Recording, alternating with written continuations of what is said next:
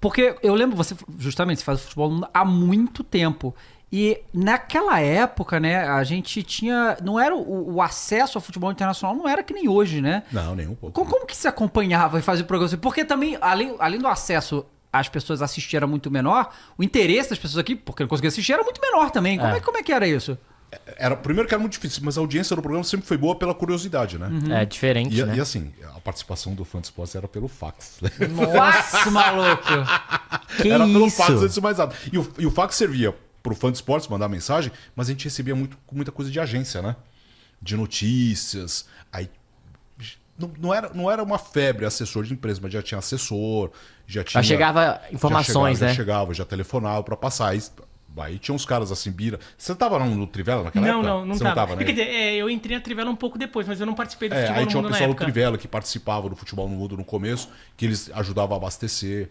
Então tinha o Silvio Lancelotti, que estudava muito, tinha o Gerd Wenzel na Alemanha que estudava. Meio que todo mundo... O PVC fazia muito futebol inglês. Todo mundo ali... E era uma reunião de pauta interminável, né? Porque você ajeitar era difícil. Hoje não, né? Hoje reunião de pauta quase não existe, porque você tá lá, todo mundo sabe, né? E ainda mais que chega muito rápido, né? Chega muito rápido, mas era um grande barato, viu? Eu me lembro, nessa época eu trabalhava no site Trivela, que existe até hoje, né? Que hoje já nem tanto, mas naquela época era bem focado no futebol internacional. E... Assim, né? Quando você queria ver o que acontecia, não conseguia ver muito. Você via os jogos que transmitia na ESPN, um outro canal que às vezes transmitia algum outro campeonato. O esporte interativo começou assim, né? Na TV aberta, né? Tinha o sinal na da Gazeta Band, em São né? Paulo. Na Gazeta, Na Gazeta, depois chegou a ser da Rede TV. Rede TV, Mas... era um jogo que passava, não tinha essa coisa de ver jogo no YouTube, que fica registrado, no streaming, sei lá das quantas. Então, muitas vezes, pra você saber o que aconteceu no jogo, você tinha que ler. Você tinha que ir no site do... Você quer saber do futebol inglês? Você entrava no site da BBC, do Guardian e lia o relato do jogo. Você não tinha acesso a vídeos do jogo. Você não tinha acesso a vídeos do jogo. Ninguém subia em lugar nenhum. Não existia Twitter, essas coisas, né? Tinha revista. Não, agora... revista. Mas antes, assim, o futebol no mundo já... Acho que ele já serviu muito pra isso, porque eu tenho 45 anos, eu gosto muito de futebol internacional. E eu gosto muito de um time... bem bizarro, que é o Verona, da Itália. Desde muito criança eu gosto. Tá na zona de rebaixamento, tá? Tá em penúltimo lugar do campeonato italiano. Quando eu era criança e queria acompanhar os jogos do Verona, e o Verona caiu pra segunda divisão, pra eu saber resultados do time, não existia internet ainda, eu achei uma banca de jornal. Peraí, mas conta um pouco disso, peraí. Por que o Verona? Mas o Verona é o mesmo, é o rival do Kievo Verona ou é o mesmo e virou Verona? O Verona é aquele Verona que foi campeão, inclusive. Não, o Verona é o grande time da cidade. O Kievo é um bairro da cidade de Verona, então tem um time que chama Kievo. É o rival, entendi. Não é nem rival, porque o Kievo é meio que o primo pobre, sabe? É um time pequenininho, que inclusive faliu, né? Nem existe mais. Mas assim... Em 85, eu sempre adorei muito, eu gosto até hoje de Fórmula 1. Eu acordava cedo domingo lá, botava na Globo pra ver Fórmula 1. E a Globo, naquela temporada de 85, resolveu transmitir o campeonato italiano. A Globo passou o campeonato italiano. E o Verona foi campeão na Globo. E o Verona foi campeão. Porque o Zico tava na Udinese, o Sócrates... Foi o ano que o Sócrates foi pra Fiorentina, o Zico na Udinese, o Júnior no Torino. Todos os jogadores daquela seleção de 82 estavam na Itália. O Falcão, na Roma, tudo. Então eu liguei lá e eu vi um jogo lá, um Verona-Roma. O Verona ganhou e falou, vou torcer pra esse time. Ele foi campeão. Ele começou a ganhar um jogo atrás do outro. Comecei a ver, os caras são bons. Nunca mais, né? Então eu comecei a gostar do time. Daí o time cai pra segunda divisão e assim, já passava na Band, mas você não sabia resultado. Pra saber resultado, eu achei uma banca de jornal que vendia revistas italianas. Então eu chegava na quinta-feira chegava a revista do fim de semana. E daí eu pegava a revista era cara pra caramba, então eu pegava e folheava. Eu ia no tabelão da revista. Opa, domingo o time ganhou. Na quinta eu descobri se o time tinha ganhado no domingo. Né? Então era assim no começo. E mesmo na televisão... Tomou apreensão, né? E mesmo... Você ficava a semana toda. Então. E mesmo na televisão, quando a ESPN começa a transmitir os jogos, alguns dos jogos... Por exemplo, o campeonato japonês passava com uma semana de atraso ainda. Passava.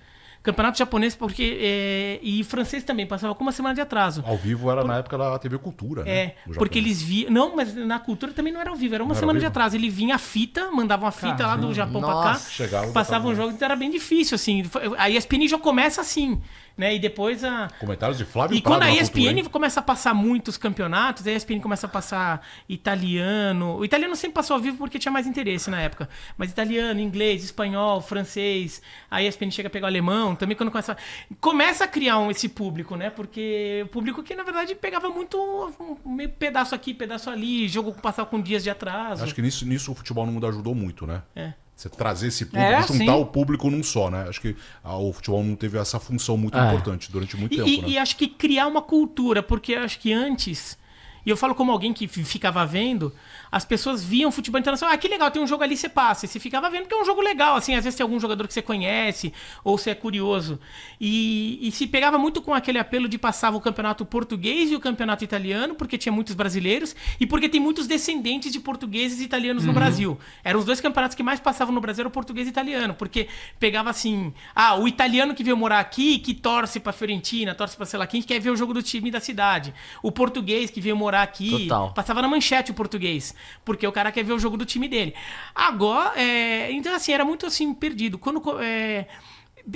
com o Futebol no Mundo, que é um programa que apresenta os times, discute, debate, Traz comenta, curiosidade. começa a fazer com que o público comum, o brasileiro comum, que não tem uma relação familiar ali com um jogador, uma relação pessoal com o jogador, uma relação familiar com algum time, comece a ele querer torcer por algum time, ele começa a querer criar uma cultura de escolher um time, porque É isso mesmo. a torcida é assim, a história do time é assado, tem uma história bonita, porque a camisa é uma camisa legal pra caralho, e que você quer ver a camisa, você gostou daquela camisa, você quer torcer pro time daquela camisa.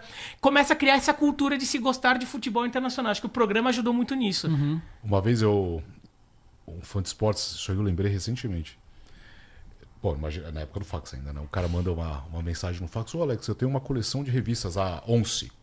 Sim. Ele falou, pô, posso te mandar tal? Eu falei, manda, porque é legal, né? Pra você ter, você ler, pegar alguma história ali.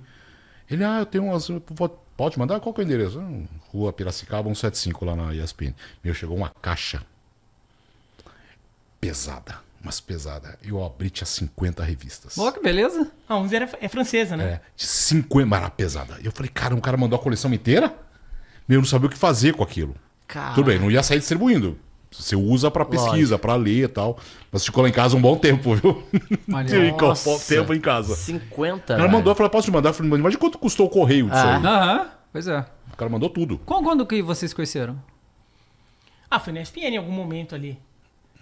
Eu acho Ele não teve um marco assim de... Porque porque o Bira começou a fazer... O que você começou a fazer? Eu lembro uma vez que você fez um Arsenal com o Amigão, isso me marcou muito, porque o Amigão me ligou e falou assim, você conhece o Biratã Leal? Eu falei assim, de vista na redação. Vou fazer um jogo do Arsenal numa segunda-feira. Vou fazer um Arsenal e... Quem que era? Não lembro. Um jogo Era do o Leeds Arsenal. United. Leeds. Bom, lá atrás, né? Lá atrás. Era FA Cup.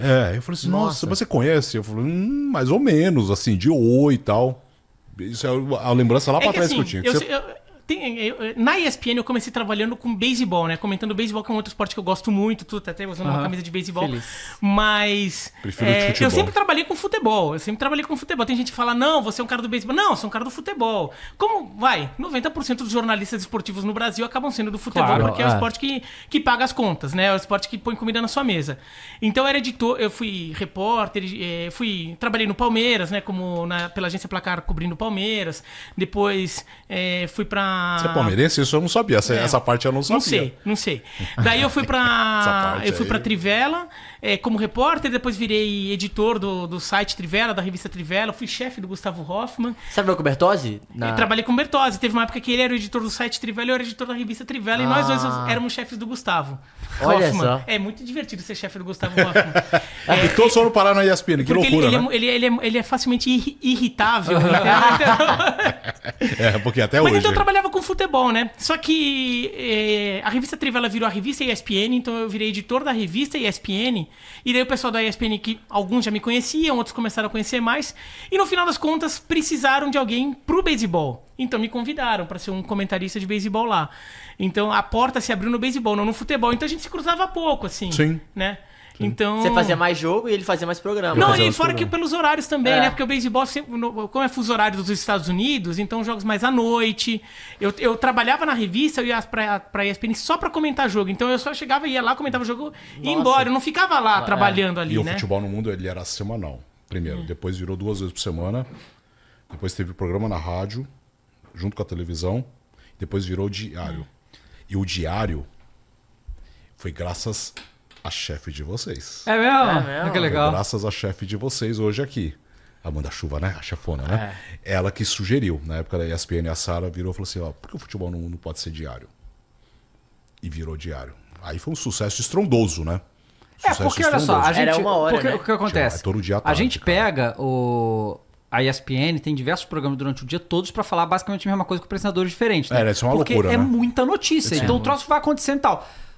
E a gente tá falando de um campeonato brasileiro. Então, assim, falar de... Tem trocentos campeonatos lá fora. Dá pra ter programa todo dia Ainda mais que tranquilamente eles têm sobre futebol direitos internacional. de É. transmissão. E, inclusive, como a gente transmite quase todos os principais campeonatos internacionais, são os campeonatos que a gente tem mais imagens pra explorar. Total. Né, no Campeonato Brasileiro, a gente pode usar imagens de jogos do Campeonato Brasileiro, elas são cedidas, inclusive, mas você tem um limite ali. Você pode usar só alguns minutos, só as imagens que te cedem em alguns casos, né? Você tem limitação.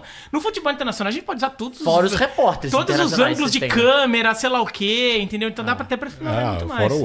E os repórteres lá fora maravilhosos, né? O João, a Nathalie, agora não mais, mas o próprio... Podia falar do Senise? O Renato Senise, que vai estrear em Mas breve. ele já foi da ESPN antes Ele era também, né? editor-chefe do Linha de Passe e do Resenha. Quando o Resenha Ele era começou... por trás das câmeras, Eu lembro que ele... Quando começou o Resenha, na época lá com o Rodrigo, né? Com o Rodrigo Rodrigues, era o Renato Senise, ele era o editor-chefe. Depois ele foi morar em Londres, ele virou repórter. Não pela ESPN, virou repórter, acho que da Dazon. Da Dazon, Zon, agora depois Rede TV, né? e agora... Parece que sim. Cara, o negócio que eu gostava... Escapou, né? Escapou. O negócio que eu gostava muito de futebol no mundo, e esse era um negócio que a gente também não tinha muito acesso aqui, era o negócio das camisas, né, cara? Vocês mostravam muita camisa, era um barato isso. Era um barato. Era muito legal. Das camisas era uma marca ali, né? Porque quando eu cheguei, ele já tinha um quadro, né? Que era o varal que sorteava camisas. Ah, eu lembro disso. Já tentei algumas vezes. Ele já sorteava, que era uma coisa muito difícil conseguir as camisas, eram muito raras, né? Aí no meu primeiro programa, acho que em novembro de 2003, sabe que o estúdio tinha aqueles cubinhos que tava na moda, o Gente Inocente. Lembra? Sim. Aqueles cubinhos coloridos. E tava lá o pessoal do Trivela, que sentava ali, né, para participações e tinha um público.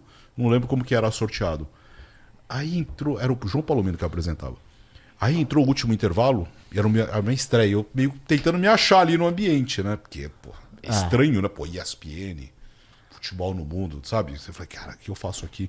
E tinha um cara lá no cubinho sentado que tava com a camisa do Boca. Isso aí eu nunca vou esquecer. Entrou o intervalo, volta em 2 minutos, não sei o quê, último intervalo, volta pra dar tchau, sabe umas coisas assim? Ai, Alex, você fala não sei o quê, destaque final. Eu, tá bom. Eu falei, cara, tá, mas não tá legal isso aqui. Tá faltando, né? Eu virei pro cara e falei, tira a camisa. Ele, o quê? Eu, tira a camisa, porra. Ele, por quê? Eu falei, mas tira a camisa. Eu falei, o que eu faço? Eu falei, sai da câmera. Vai pra... Não, sai do programa. Ele, pô, eu não vou ficar até o fim. Não, o programa vai acabar. Tira a camisa, por favor. Ele pegou e tirou a camisa. Aí eu peguei, tirei a camisa que eu tava, que era do figurino da ESPN, e dei pro cara usar, né? Pra não ficar pelado, né? Aí ele falou, vai, fica lá atrás um pouquinho. Aí eu vesti a camisa. Aí volta e encerra o programa, eu tô lá com a camisa vestida. Eu falei, o Palomino... Do Boca, né? Do Boca. Eu falei, e aí? Ele falou, pois é, né? Pra gente encerrar uma coisa diferente. Tá aqui a camisa do Boca Júnior, não sei o quê. Criamos lá uma história qualquer no improviso, a camisa do Boca. Nunca mais parei de usar a camisa. Legal. Nunca mais.